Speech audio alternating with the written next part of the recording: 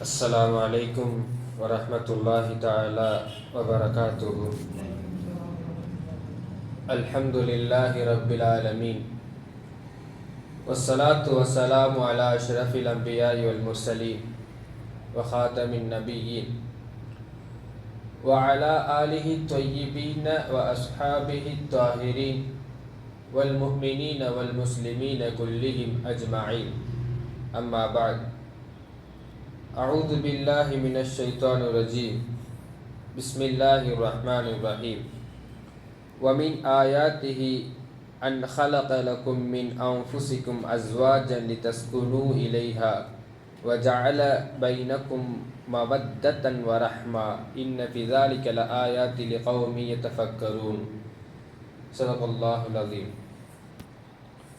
وقال رسول الله صلى الله عليه وسلم: يا معشر الشباب من استطاع منكم الباءة فليتزوج أو كما قال عليه الصلاة والسلام. எல்லா புகழும் எல்லாம் வல்ல அல்லாஹு ஜல்ல ஷானு வ தஆலா ஒருவனுக்கே உரித்தாகுக.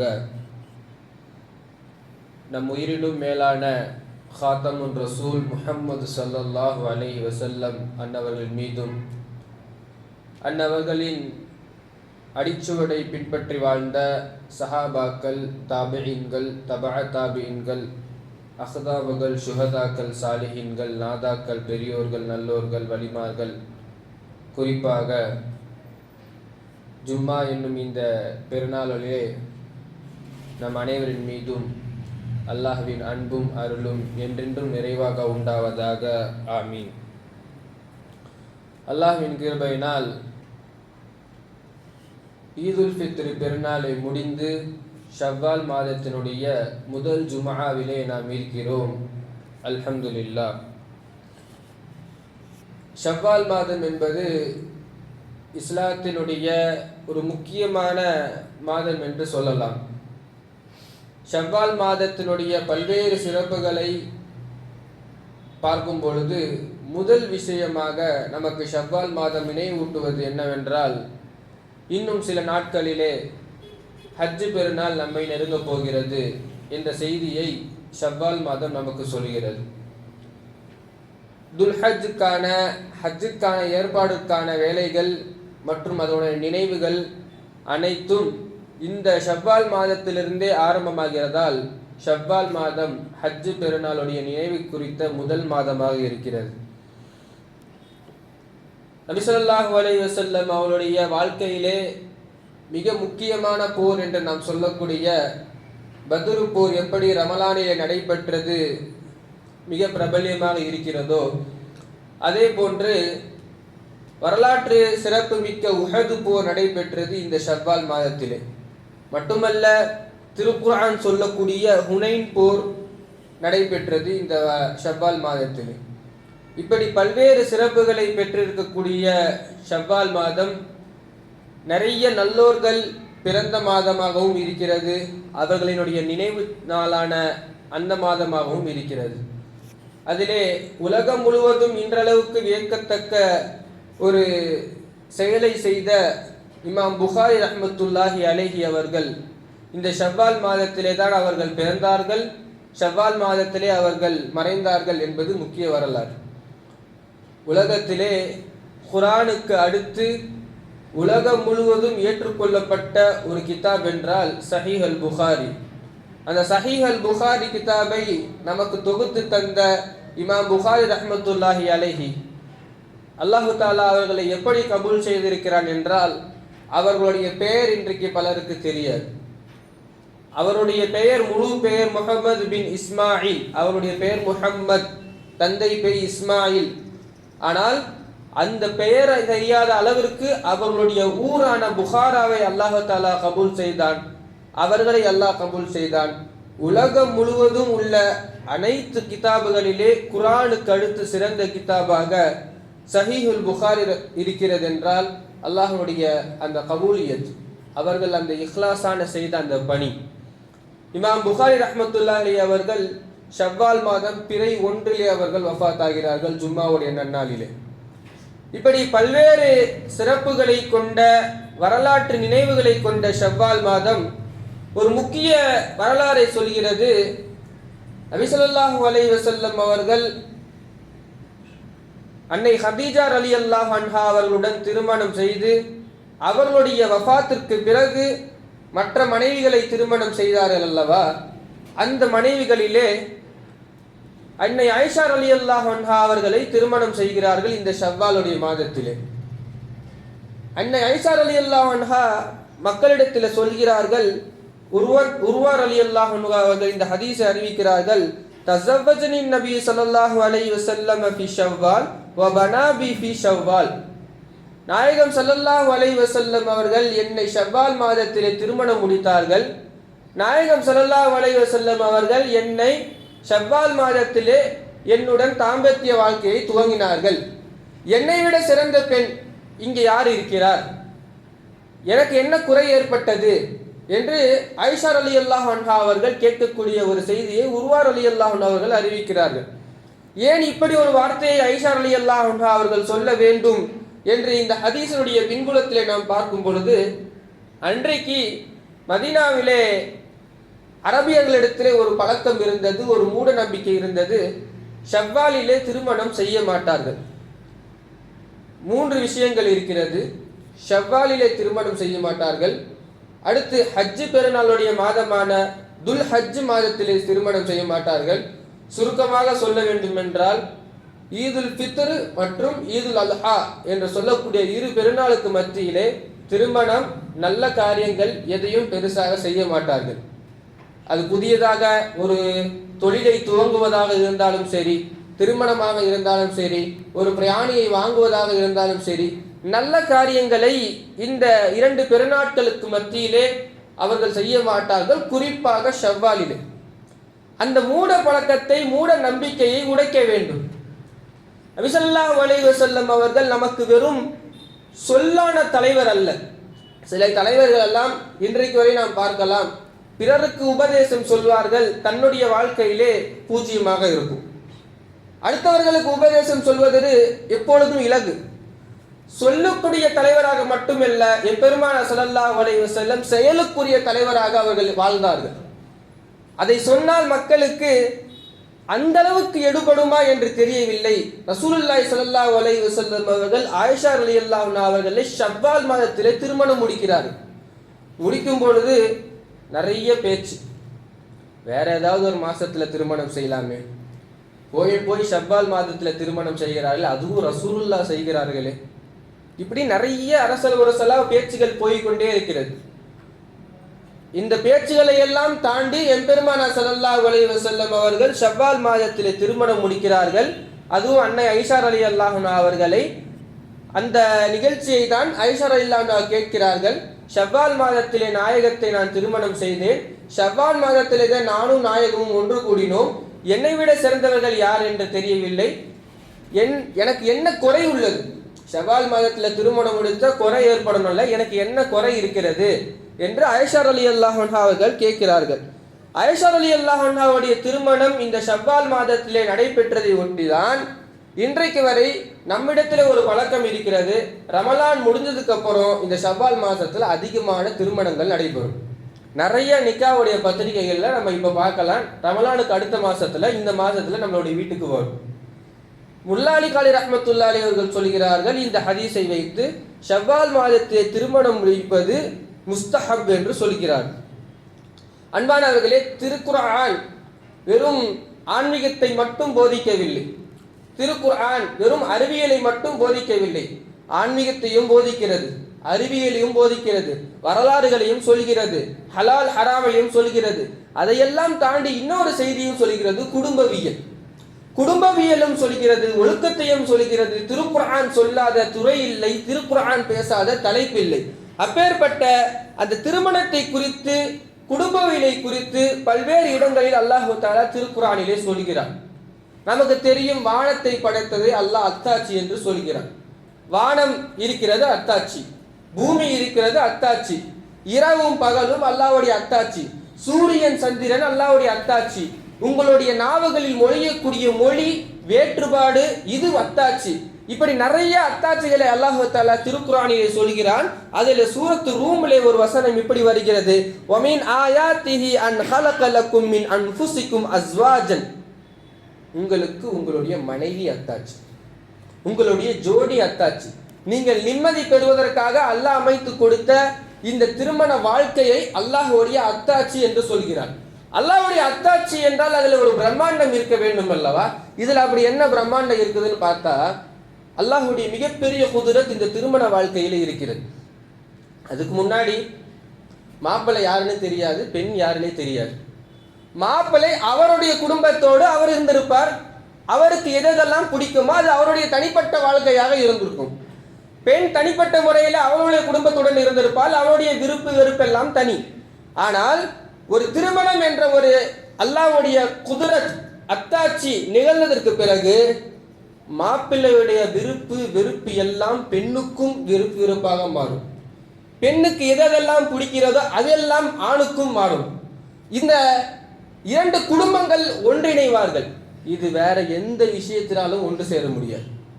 எவ்வளவு பணம் கொடுத்தாலும், எவ்வளவு அரசர்கள் எல்லாம் ஒன்று திரட்டினாலும், இந்த இரு குடும்பங்களை ஒன்றிணைப்பது, இரண்டு மனங்களை ஒன்று சேர்ப்பது, இது அல்லாஹ்வுடைய அத்தாட்சி என்று திருக்குர்ஆன் சொல்கிறது. இஸ்லாத்திலே திருமணம் என்பது ஒரு முக்கியமான சுன்னத். முக்கியமான சுன்னத் என்பது சுன்னத்தை முஅக்கதா, வலியுறுத்தப்பட்ட சுன்னத் என்று இருக்கிறது. கிட்டத்தட்ட ஃபர்லுடைய அந்தஸ்து. திருமணம் செய்யாதவங்க எவ்வளவு பெரிய உயரத்தில் இருந்தாலும் இஸ்லாத்தை பொறுத்தவரை அவர் பாதி மனிதர் தான். அவர் எப்போ முழு மனிதராக ஆறாரோ அப்போ அவருக்கு திருமணம் ஆகணும். ஆகனாதான் அவர் முழு மனிதருடைய கேட்டகரியில் வருவார். என்ன உயரத்தில் சென்றாலும் திருமணம் ஆகாமல் இருந்தால் ஒரு முஸ்லீம் முழு மனிதனாக கருத முடியாது என்பது மார்க்கத்தினுடைய பார்வை. நபி ஸல்லல்லாஹு அலைஹி வஸல்லம் அவர்கள் திருமணம் செய்ய சொல்வார்கள். இஸ்லாத்திலே சில சஹாபாக்கள் திருமணத்தை தாண்டி இபாதத் செய்வதை ரசூலுல்லாஹி ஸல்லல்லாஹு அலைஹி வஸல்லம் தடுத்திருக்கிறார்கள். சில சஹாபாக்கள்லாம் கொஞ்சம் பேணுதல் அதிகமாகி ஆசை அதிகமாக இருப்பதனால் இபாதத்துகளை செய்ய முடியவில்லை. எனவே எங்களுடைய ஆசையை நாங்கள் போக்கிக் கொள்வதற்காக ஆடு மாடுகளுக்கு காயடித்துக் கொள்வது போன்று நாங்கள் செய்யலாமா, எங்களுடைய ஆண்மைத்தன்மையை நாங்கள் போக்கிக் கொள்ளலாமா என்று சில சஹாபாக்கள் ரசூலுல்லாஹ்விடம் ஸல்லல்லாஹு அலைஹி வஸல்லம் அனுமதி கேட்டு வந்தார்கள். நாயகம் ஸல்லல்லாஹு அலைஹி வஸல்லம் மறுத்துட்டாங்க. அப்படி செய்யக்கூடாது. திருமணம் செய்வதை ரசூலுல்லாஹி ஸல்லல்லாஹு அலைஹி வஸல்லம் அவர்கள் வலியுறுத்தினார்கள். இபாதத் செய்வதற்காக திருமணத்தை தள்ளி போடுவதும் அல்லது திருமணத்தை தடையாக்குவதும் ரசூலுல்லாஹி ஸல்லல்லாஹு அலைஹி வஸல்லம் விரும்பவில்லை. ஒரு பிரபல்யமான ஹதீஸ் நமக்கு தெரியும் அல்லவா? ஒரு 3 பேர் இப்படி கிளம்பினாங்க. இதுக்கப்புறம் நான் தூங்கவே மாட்டேன், இரவு நேரத்தில் இபாதத் செய்து கொண்டே இருப்பேன். இன்னொருத்தர் இதுக்கப்புறம் நான் நோன்பு வைத்துக்கிட்டே இருப்பேன், நோன்பை நான் விடவே மாட்டேன், தினந்தோறும் நோன்பு வைப்பேன். இன்னொருவர் வருகிறார், நான் திருமணம் செய்ய மாட்டேன், அல்லாஹுக்காக வழிபட போகிறேன். இந்த செய்தியை கேட்ட ரசூலுல்லாஹி ஸல்லல்லாஹு அலைஹி வஸல்லம் அவங்க 3 பேரையும் கூப்பிட்டு, உங்களை விட அல்லாஹ்வை அஞ்சக்கூடியவன் நான், அல்லாஹுக்கு அதிகமாக தக்வாவுடன் இருக்கக்கூடியவன் நான் திருமணம் செய்திருக்கிறேன், நான் நோன்பு வைக்கவும் செய்கிறேன், நோன்பை விடவும் செய்கிறேன், இரவில் நின்று வணங்கவும் செய்கிறேன், இரவிலே தூங்கவும் செய்கிறேன், எனவே நீங்கள் இதை செய்யுங்கள் என்று ரசூலுல்லாஹி ஸல்லல்லாஹு அலைஹி வஸல்லம் அவர்கள் சொல்லியிருக்கிறார். திருமணம் இல்லாமல் இபாதத் செய்வது என்பது ரசூலுல்லாஹி ஸல்லல்லாஹு அலைஹி வஸல்லம் அவர்கள் இந்த மார்க்கத்தில் அது ஏற்புடையதாக ஆக்கவில்லை என்பதை நாம் கவனிக்க வேண்டும். அப்படி திருமணம் செய்யாம அந்த வயசு உடையவர்களை பார்த்தால் ஸல்லல்லாஹு அலைஹி வஸல்லம் கூப்பிட்டு கேட்பாங்க, கல்யாணம் ஆயிடுச்சா, ஆகலைன்னா ஏன் ஆகலை, என்னென்ன செய்யணும், திருமணத்திற்கான வழிகளை வகுத்து தருவார்கள், ஆலோசனைகளை தருவார்கள். இப்படி ரசூலுல்லாஹி ஸல்லல்லாஹு அலைஹி வஸல்லம் அவர்கள் திருமணத்திற்காக பல்வேறு செயல்களை சஹாபாக்களுக்கு மத்தியிலே செய்திருந்தார்கள். அன்றைக்கு நிறைய வகையான திருமணங்கள் இருந்தது. ஜாஹிலியாவுடைய காலத்திலே ரசூலுல்லாஹி ஸல்லல்லாஹு அலைஹி வஸல்லம் எல்லாம் சீர்திருத்தம் செய்கிறாங்க. நிறைய திருமணங்கள். அதில் ஒன்று ஷிகார் அப்படின்னு சொல்லி ஒரு திருமணம். ஷிகார் அப்படின்னா மஹர் இல்லாமல் செய்யக்கூடிய திருமணம். மஹர் இல்லாமல்னா என்னுடைய மகளை நீ வைத்துக்கொள், உன்னுடைய மகளை நான் வைத்துக் கொள்கிறேன், நமக்குள்ள மஹர் வேணாம், நீயே எனக்கு மஹர் தர தேவையில்ல, நானும் உனக்கு மஹர் தர தேவையில்ல. இப்படி ஒரு திருமணம் அன்றைய காலத்தில் இருந்தது. எம்பெருமானார் ஸல்லல்லாஹு அலைஹி வஸல்லம் அவர்கள் இதை தடுத்தார்கள். மஹர் இல்லாமல் நடைபெறக்கூடிய திருமணத்தை செல்லுபடி ஆகாது என்று இஸ்லாம் சொல்கிறது. மகர் இல்லாமல் நடைபெறக்கூடிய திருமணத்தை கிட்டத்தட்ட விபச்சாரம் என்று மார்க்கம் கண்டனத்திற்குரிய திருமணமாக அதை ஆக்குகிறது. மகர் இல்லாமல் செய்யக்கூடிய திருமணத்தை பெருமானார் ஸல்லல்லாஹு அலைஹி வஸல்லம் அவர்கள் தடுத்தார்கள். இன்னொரு வகையான நிக்கா இருந்துச்சு. அந்த நிக்காவுக்கு பேர் முத்தா. முத்தா நிக்கானா கால வரையுள்ள அக்ரிமெண்ட். 2 வருஷத்துக்கு, 1 வருஷத்துக்கு, 3 மாசத்துக்கு, நீ என்னுடைய மனைவி, நான் உன்னுடைய கணவன். 3 மாசம் ஆயிடுச்சா, நீ ஒரு ரூட்ல போ, நான் என் ரூட்ல போறேன். இது அன்றைய காலத்தில் இருந்த திருமணம். எம்பெருமானார் ஸல்லல்லாஹு அலைஹி வஸல்லம் அவர்கள் சீர்திருத்தம் செய்து இந்த திருமணத்தை தடை செய்தார்கள். திருக்குர்ஆன் இந்த திருமணத்தை தடை செய்திருக்கிறது. இன்று வரை ஷியாக்களிடத்திலே இந்த திருமணம் கூடும். அல்லாஹ் பாதுகாப்பான. இப்படி ஒரு வழிகெட்ட திருமணத்தை ரசூலுல்லாஹி ஸல்லல்லாஹு அலைஹி வஸல்லம் அவர்கள் தடை செய்திருக்கிறார்கள். இப்படி நிறைய திருமணங்கள் அன்றைய காலத்தில் இருந்தது. நிக்காவுல் பதில் என்று சொல்வார்கள். என்னுடைய மனைவியை நீ வைத்துக்கொள், உன்னுடைய மனைவியை நான் வைத்துக் கொள்கிறேன். இப்படி ஒரு திருமணம் இருந்தது. இன்னொரு திருமணம் இருந்தது, தந்தையினுடைய மனைவியை. ஒரு தந்தைக்கு 2-3 மனைவிகள் இருந்திருக்கும். அந்த 2-3 மனைவியில கடைசி மனைவி ஒரு சின்ன பொண்ணா இருந்திருக்கலாம். அந்த பெண்ணை இவர் திருமணம் செய்வது கிட்டத்தட்ட சாட்சி, அம்மாவுடைய முறை. அப்படிப்பட்டவர்களை திருமணம் செய்யக்கூடியவர்களாக இருந்தார்கள். திருக்குர்ஆன் அவர்களை வலா தன்கிஹு மா நகஹ ஆபாஉகும் மினன் நிசாஇ, உங்களுடைய தந்தை திருமணம் செய்த பெண்களை நீங்கள் திருமணம் முடிக்க வேண்டாம், இதற்கு முன்பு முடிந்தது இருக்கட்டும், இதற்கு அப்புறம் செய்ய வேண்டாம் என்று திருக்குர்ஆன் தடுத்திருக்கிறது. இப்படி நிறைய அவமானமான அசிங்கங்களாக திருமணங்கள் இருந்ததை எம்பெருமானார் ஸல்லல்லாஹு அலைஹி வஸல்லம் அவர்கள் தடுத்து அதை சீர்திருத்தம் செய்து ஒரு செம்மையான ஒரு வாழ்க்கையை சஹாபாக்களுக்கு மத்தியிலே அவர்கள் ஏற்படுத்தி தந்தார்கள் என்பதுதான் நமக்கான வரலாறு. ஸல்லல்லாஹு அலைஹி வஸல்லம் அவர்கள் சொல்கிறார்கள், யா மஅஷர ஷபாப், வாலிபர்களே, இளைஞர்களே, மனிஸ்ததா மின்குமுல் பாஅத் ஃபல்யதஸவ்வஜ், உங்களில் யார் ஒருவர் சக்தி பெறுகிறாரோ அவர் திருமணம் செய்து கொள்ளட்டும். அல் பாஅத் என்றால் சக்தி என்றால் 2 பொருள். ஒன்று உடலால் உள்ள சக்தி, இன்னொன்று பொருளால் உள்ள சக்தி. திருமணம் செய்து மனைவிக்கு செலவு செய்யக்கூடிய அளவுக்கு ஒரு இடத்திலே பொருள் இருந்தாலும், அல்லது திருமணத்திற்கு பிறகு மனைவியிடத்திலே உடலளவு செய்யக்கூடிய ஹக்குகளை நிறைவேற்றக்கூடிய அந்த ஆண்மை இருந்தாலும் ஒருவர் திருமணம் செய்து கொள்ளட்டும் என்பது நபி ஸல்லல்லாஹு அலைஹி வஸல்லம் அவர்கள் சொல்லித்தரக்கூடிய செய்தி. சொல்லிவிட்டு சொல்கிறார்கள், ஃபஇன்னஹு அகப்பு லில் பஸர், இது உங்களுடைய பார்வையை தாழ்த்தும், உங்களுடைய கருப்பை அது பாதுகாக்கும். வமல்லம் யஸ்ததி ஃபஅலைஹி பிஸ்ஸௌம், யாருக்கு அந்த பாஅத்த சக்தி இல்லையோ அவர்கள் நோன்பு வைக்கட்டும் என நபி ஸல்லல்லாஹு அலைஹி வஸல்லம் அவர்கள் சொல்லி தந்திருக்கிறார்கள். திருமணம் என்பது வெறும் ஒரு சடங்கு அல்ல. நபி ஸல்லல்லாஹு அலைஹி வஸல்லம் அவர்கள் அதை ஒரு இபாதத்தாக சொல்லியிருக்கிறார்கள். நிறைய நேரங்களிலே திருமணம் செய்யும் பொழுது அதனுடைய நிய்யத்தை இப்படி இருக்க வேண்டும். நபி ஸல்லல்லாஹு அலைஹி வஸல்லம் சொல்லி தந்திருக்கிறார்கள். திருமணம் செய்யும் பொழுது யார் ஒருவர் இப்படி நிய்யத் வைக்கிறாரோ, விபச்சாரம் மற்றும் ஹராமான வழியிலிருந்து தன்னை பாதுகாப்பு கொள்வதற்காக நான் திருமணம் செய்கிறேன் அப்படின்னு யார் ஒருத்தவங்க நிய்யத்து வச்சு திருமணம் செய்கிறார்களோ இவர்கள் மீது உதவி செய்வது அல்லாஹ்விற்கு ஹக்காகி விட்டது, அல்லாஹ்விற்கு கடமையாகிவிட்டது. அல்லாஹ் தன்னைத்தானே கடமையாக்கி கொண்டான். சலாசத்துன் ஹக்குன் அலல்லாஹி அவுனுஹும், 3 விஷயம் 3 பேருக்கு தனக்குத்தானே அல்லாஹு தஆலா கடமையாக்கிட்டான் இவர்களுக்கு உதவி செய்வது. யார்? முதல்ல முஜாஹிது ஃபீ சபீலில்லாஹ், அல்லாஹ்வுடைய பாதையிலே போர் செய்யக்கூடியவர், கடனை அடைப்பதற்காக இருக்கக்கூடிய அடிமை. 3வது திருமணம் செய்யும் பொழுது யுரீதுல் அஃபாஃப், பத்தினித்தனத்தை விரும்பக்கூடிய நாடக்கூடிய ஒரு திருமணம் செய்யக்கூடியவர். இந்த 3 பேருக்கு உதவி செய்கிறது அல்லாஹ் மீது ஹக்கு. திருமணம் செய்யும் பொழுது நிய்யத் அப்படி இருக்கணும் என்று மார்க்கம் நமக்கு சொல்கிறது. அதே போன்று திருமணத்திற்காக பெண்ணை பார்க்கும் பொழுது அதற்கு ஒரு அழகிய வழிமுறையை அண்ணல் நபி ஸல்லல்லாஹு அலைஹி வஸல்லம் அவர்கள் சொல்லி தருகிறார்கள். துன்கஹுல் இம்ரஅத்து லி அர்பஈன், 4 காரணங்களுக்காக ஒரு பெண் மணமுடிக்கப்படுகிறாள். லிமாலிஹா வலி ஹஸபிஹா வலி ஜமாலிஹா வலி தீனிஹா, 4 காரணங்கள். ஒன்று பொருளுக்காக, பொருளுக்காக, பரம்பரைக்காக, அழகுக்காக, தீனுக்காக. ஆனால் இந்த 4த்தையும் சொல்லிட்டு ஃபல்ஃபர் விதாத்த தீன், ஃபல்ஃபர் விதாத்தி தீன், தீனை நீங்கள் தேர்வு செய்து கொள்ளுங்கள். 4த்தை சொல்லிட்டு தீனை நீங்கள் ஃபஸ்ட்டு வைங்கன்றாங்க. இன்றைக்கு நாம் பார்க்கக்கூடிய திருமணங்களிலே பார்க்கக்கூடிய பெண்ணாக இருந்தாலும் சரி, தேடக்கூடிய மாப்பிள்ளையாக இருந்தாலும் சரி, இந்த தீனு நாளாக போயிடுச்சு. பொருளை தேடுறோம், அழகை தேடுறோம், பாரம்பரியத்தை இதெல்லாம் இருக்க வேண்டும் என்று மார்க்கம் சொல்கிறது. அந்த நல்ல குடும்பத்திலிருந்து வந்திருக்கிறாங்களா? பெண்ணை பார்க்கும் அளவிற்கு வருமானம் இருக்கிறதா? மாப்பிள்ளை அழகாக இருக்கிறாரா? எல்லாம் பார்க்க வேண்டும் என்று மார்க்கம் சொல்கிறது. ஆனா ஃபர்ஸ்ட் நீங்க எதை வைக்கணும்னா தீனை வைங்க. அவங்களிடத்துல தீன் இருக்கிறதா, தொழுகை இருக்கிறதா, குர்ஆன் இருக்கிறதா என்பதை பார்க்கும்படி மார்க்கம் நமக்கு சொல்கிறது. இன்னைக்கு நம்ம அதை பார்க்கறது இல்லைன்றது மட்டும் இல்ல, அந்த சிந்தனையே நிறைய பேருக்கு இன்னைக்கு இல்லாம போயிடுச்சு. அல்லாஹ் பாதுகாப்பானாக. எனவே தேர்வு செய்யும் பொழுது தீனை தேர்வு செய்யுங்கள் என்று திருக்குர்ஆன் நமக்கு சொல்கிறது. திருமணத்தை குறித்து பேசும் பொழுது நிறைய விஷயங்கள் இருக்கிறது. எம்பெருமானார் ஸல்லல்லாஹு அலைஹி வஸல்லம் அவருடைய வாழ்க்கை நமக்கு தெரியும். 11 மனைவிமார்களுடன் குடும்பம் நடத்தியிருக்கிறார்கள். அதுல ஸல்லல்லாஹு அலைஹி வஸல்லம் அவர்களுடைய ஜீவிய காலத்தில் 2 மனைவிமார்கள் வஃபாத் ஆகிட்டாங்க. ஒன்று ஹதீஜா ரலியல்லாஹு அன்ஹா, இன்னொன்று ஜைனப் ரலியல்லாஹு அன்ஹா. அவங்க இருக்கும் பொழுது மீதமுள்ள 9 மனைவிமார்களுடன் ஒரே நேரத்திலே நபி ஸல்லல்லாஹு அலைஹி வஸல்லம் அவர்கள் வாழ்ந்திருக்கிறார்கள்.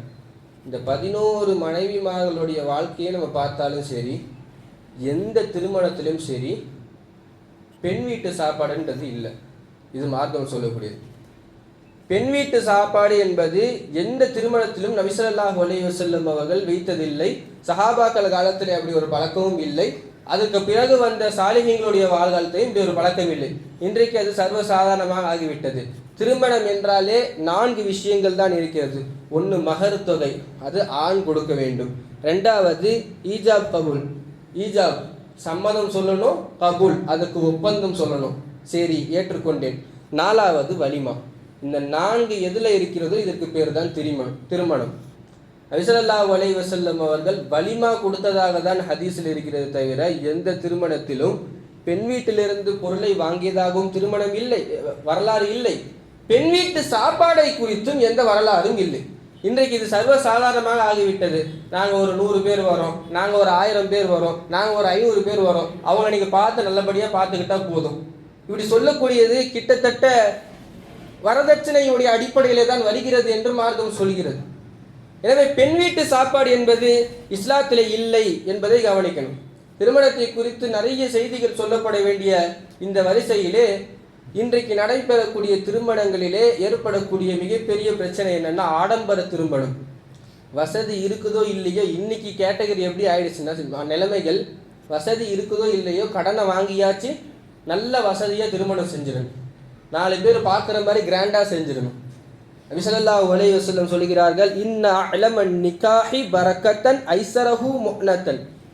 பரக்கத்தான கண்ணியமான மகத்தான திருமணம் என்பது எதிலே குறைவான செலவு இருக்கிறதோ அதுதான் பரக்கத்தான திருமணம்.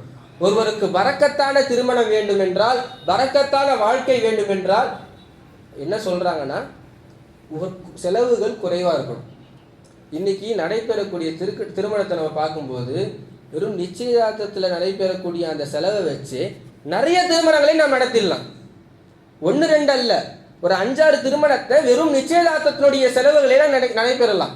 பத்திரிகையிலே நடைபெறக்கூடிய செலவை வைத்து ஒரு திருமணத்தை நடக்கும் அளவிற்கு இன்றைக்கு எல்லாம் சர்வசாதாரணமாக பெருகிவிட்டது. இதில் என்னன்னா பணம் வைத்திருப்பவர்களும் செய்கிறார்கள் என்பது மட்டுமல்ல, நடுத்தர மக்களும் அவங்களுடைய கௌரவத்தை காட்டுவதற்காக, பிறர் என்ன சொல்வார்கள் என்பதற்காக கடனை வாங்கி செய்கிறார்கள் என்பது ரொம்ப கவலைக்குரிய விஷயமாக இருக்கிறது. இப்படி நபி ஸல்லல்லாஹு அலைஹி வஸல்லம் அவர்கள் திருமணத்தை தடுத்திருக்கிறார்கள். திருமணம் என்பது இபாதத் என்று திருக்குர்ஆன் சொல்கிறது. திருமணம் என்பது இபாதத் என்று பெருமானார் ஸல்லல்லாஹு அலைஹி வஸல்லம் அவர்கள் சொல்லியிருக்கிறார்கள். திருமண வாழ்க்கையிலே செய்யக்கூடிய ஒவ்வொரு விஷயத்திலும் நன்மை இருக்கிறது. சஹாபாக்களிடத்திலே ரசூலுல்லாஹி ஸல்லல்லாஹு அலைஹி வஸல்லம் சொல்கிறார்கள், வஃபி புத்இ அஹதிக்கும் சதகா. உங்களிலே உங்கள் மனைவிடத்தில் இருக்கக்கூடிய தாம்பத்திய வாழ்க்கைக்கு சதக்காவுடைய நன்மை இருக்கிறது, அதற்கு நன்மை என்று சொல்கிறார். அப்போ சஹாபாக்கள் கேட்குறாங்க, நாயகமே எங்களுடைய ஆசையை தீர்த்து கொள்வதற்காக நாங்கள் செய்யக்கூடிய காரியத்திற்கு இதுக்கெல்லாம் நன்மை இருக்குதான்னு கேட்குறாங்க. அப்போ ரசூலுல்லாஹி ஸல்லல்லாஹு அலைஹி வஸல்லம் சொல்கிறார்கள், இதே செயலை நீங்கள் ஹராமான வழியில் செய்தால் அதற்கு பாவம் இருக்கிறதா? ஆம், இருக்கிறது. அப்போ அதே விஷயத்தை நீங்கள் ஹலாலிலே செய்யும் போது அதிலே நன்மை இருக்கிறது. எனவே திருமணம் என்பது இபாதத். நிறைய இடத்துல நம்ம பெரிய பள்ளிகளில் எல்லாம் பார்க்கலாம், ஜனாசா தொழுகை கூட வெளியே வச்சு நடத்துவாங்க, வெளிப்பள்ளியில் நடத்துவாங்க. ஆனால் திருமணம் என்பது உள்பள்ளியில் நடக்கணும். காரணம் அது இபாதத். அந்த இபாதத்துடைய விஷயத்துல இன்னைக்கு நம்ம ஒரு சுண்ணத்தை பின்பற்றுவதற்காக, திருமணம் என்ற ஒரு சுண்ணத்தை பின்பற்றுவதற்காக 40-50 பிதஅத்து உள்ள வந்துடுச்சு. அது பெண் வீட்டு சாப்பாடாக இருந்தாலும் சரி, அல்லது இன்றைக்கு இந்த சம்பந்தமாக நிறைய இடத்துல பேச முடியாது. திருமண மேடையில் ஆணையும் பெண்ணையும் ஒன்றா நிப்பாட்டி வைக்கிறது. இது சம்மந்தமாக பேசுனா இன்றைக்கெல்லாம் இன்னைக்கு காலம் மாறிடுச்சு, ட்ரெண்டு மாறிடுச்சு. இதையெல்லாம் நீங்கள் சொல்லாதீங்க ஹஸ்ரத்துன்னு சொல்லிடுவாங்க. இதே காலத்தில் இருக்கக்கூடிய நான் தான் இதை சொல்லிட்டு இருக்கிறேன். திருமணத்திற்கு பிறகு அந்த திருமணோடைய மேடையிலே ஆணையும் பெண்ணையும் ஹிஜாப் இல்லாமல் நிப்பாட்ட வைப்பது இது எந்த வகையிலே கூடும் என்று தெரியவில்லை. இதில் வேடிக்கை என்னன்னா, ஒரு பெண்ணை, வயதிற்கு வந்த ஒரு பெண்ணை சிறு வயதிலிருந்து பெற்றோர்கள் நல்ல முறையாக சூப்பராக பார்த்துப்பாங்க. ஆண்களுடைய பார்வையிலிருந்து படாமல் வீட்டில் வரும் பொழுது வேற யாராச்சும் சொந்தக்காரங்க வந்தாங்கன்னா, மச்சான் வராரு உள்ள போ, மாமா வராரு உள்ள போ, தெரிஞ்சவங்க வராங்க உள்ள போன்னு சொல்லி பொத்தி பொத்தி பொத்தி பொத்தி அழகாக பார்த்துக்கிட்டு திருமண மேடையில் நல்லா மேக்கப்லாம் போட்டுக்கிட்டு புர்காவை கழட்டிட்டு எல்லாரும் பார்க்குற மாதிரி வைப்பாங்க. இதுக்கு பேர் என்னன்னு தெரியல.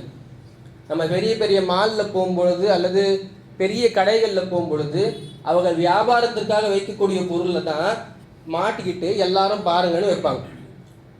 இதற்கு மேல் சொல்வதற்கு வார்த்தைகள் இல்லை. பள்ளிவாசல் என்பதனால் கண்ணியமான வார்த்தைகளை நான் பயன்படுத்துகிறேன். அன்பானவர்களே, திருமணத்தின் போது பெண்ணை எல்லாரும் பார்க்கும்படி வைக்கக்கூடிய செயல் என்பது முற்றிலும் மார்க்கத்திலே புறமானது. இன்னைக்கு அது சர்வசாதாரணமாக ஆகிவிட்டது மட்டுமல்ல, இது ஒரு தவறு என்ற ஒரு உள்ளத்திலே ஒரு தயக்கம் இல்லாமல் மாறிவிட்டது. திருமணம் என்பது இபாதத் என்பதை மீண்டும் மீண்டும் நபி ஸல்லல்லாஹு அலைஹி வஸல்லம் அவர்கள் நமக்கு சொல்லி தந்திருக்கிறார்கள். அல்லாஹு ஜல்ல ஷானு வ தஆலா சுன்னத்தான வாழ்க்கையின்படி வாழக்கூடிய தௌஃபீக்கை தருவானாக. திருமணத்தில் ஏற்படக்கூடிய அட்டூழியங்களை விட்டும் அழிச்சாட்டியங்களை விட்டும் அல்லாஹு தஆலா பாதுகாப்பானாக. வரக்கத்தான நிக்காஹை, வரக்கத்தான வாழ்க்கையை நம் அனைவருக்கும் ஆக்கி அருள் புரிவானாக. ஆமீன். வாஹிர் தாவானா அல்ஹம்துலில்லாஹி ரப்பில் ஆலமீன். அஸ்ஸலாமு அலைக்கும் வரஹ்மத்துல்லாஹி வபரகாத்துஹு.